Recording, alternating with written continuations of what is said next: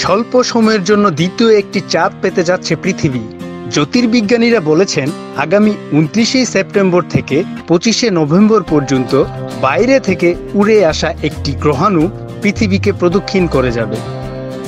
2024 PT5 নামের এই গ্রহাণুকে mini moon হিসেবে আখ্যায়িত করেছেন বিজ্ঞানীরা।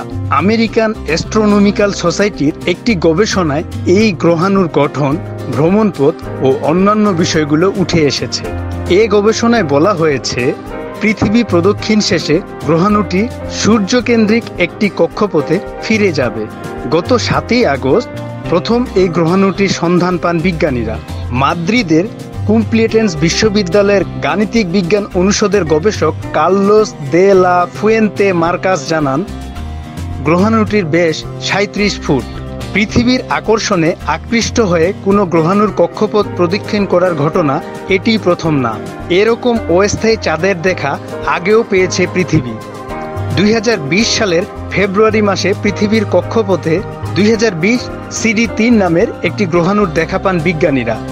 এরপর গবেষণায় জানা যায়, শনাক্ত হওয়ার আগে কয়েক বছর ধরে আমাদের গ্রহকে প্রদক্ষিণ করছিল গ্রহাণুটি। পৃথিবীর দিকে দ্রুত গতিতে আসা গ্রহাণুগুলো সাধারণত আমাদের বায়ুমণ্ডলে আছড়ে পড়ে। পৃথিবী থেকে খোলা চোখে অপেশাদার টেলিস্কোপ বা দূরবীন দিয়ে 2024 PT5 নামের এই গ্রহাণুকে দেখা যাবে না বলেও জানান এই গবেষক।